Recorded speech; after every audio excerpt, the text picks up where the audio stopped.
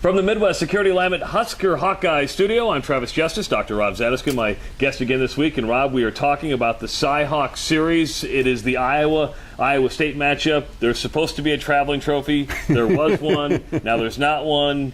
We have to wait for one. Well, hopefully it'll be better looking than the one they did come up with. Yes, because the first go-around was not pretty, and the fans sure let the Iowa corn growers know about that.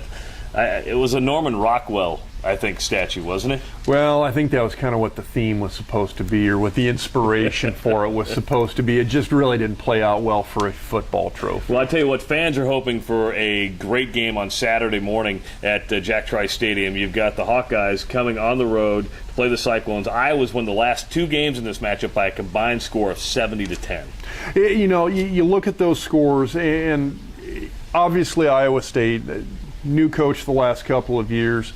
I don't know if you can say he's a new coach now at this point going into his third year, but you've got a guy there who I think Iowa State's traditionally has played Iowa hard. If there's a one-game season for Iowa State, this is it.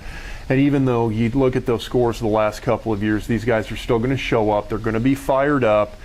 You look at the fact that you had a very mediocre performance against Northern Iowa.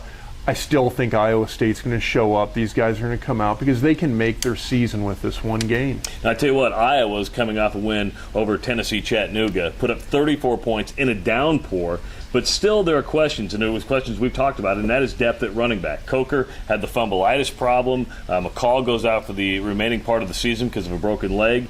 What do you think of the Iowa offense and what you saw? Well, I think they're going to be fine. And one, I think Coker's going to bounce back. He seems like the kind of kid who's got that ability to, you know, he's got too much talent to just be in a slump, so to speak, at the running back spot.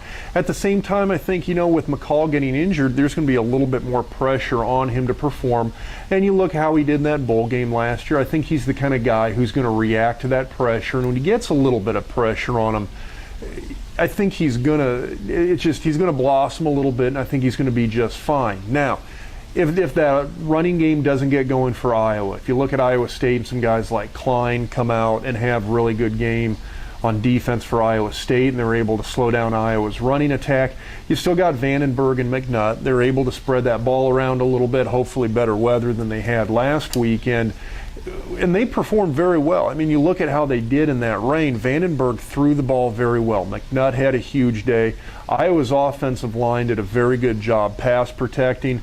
I don't think Iowa's going to have issues offensively because they're very strong two-dimensionally. If the running game's not working, you still got a guy, it's hard to call him experienced. He doesn't have the starting experience as much per se, but he's been in the program for so long that I think Vandenberg's a guy, he knows the system, he knows his people, he's going to be able to carry him if the running game's just not there. You know, the Iowa defense lost a lot, but the leadership that is in place, I thought the Hawk defense looked good against Tennessee Chattanooga. 4 turnovers. You had the senior Sean Prater with the pick 6, and I thought the defense looked good. I thought they did too. And again, they're kind of, you know, I keep referencing Nebraska because that's what I know and that's my point of reference. But like Nebraska, Iowa has playmakers at all levels. They've got good guys on the defensive line. They've got some solid guys at linebacker, some of them some younger up-and-comers, and they've got a very solid, you know, literally kind of star-studded defensive backfield, especially with a guy like Prater, who's going to make plays.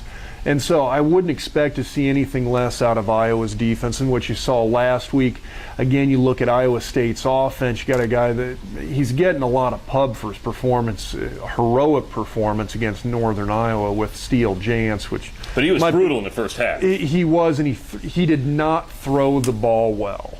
He ran the ball very well, but it's one of those things where you want your leading rusher to be your quarterback, and that was a situation Iowa State had against Northern Iowa.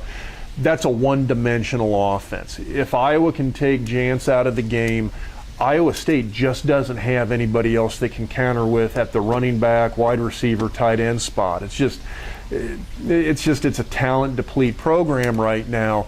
And if you can get in Jance's face, get a little bit of pass rush on him, if you can get in there, if guys like Prater can make a pick, knock some passes down, take Jance out of the game, Iowa State, it's over for them because they don't have the personnel to stand up to Iowa's defense. The 59th meeting in the Cy-Hawk series, Iowa leads all-time 39-19. For more on this game, make sure to keep it right here to HuskerHawkeye.com.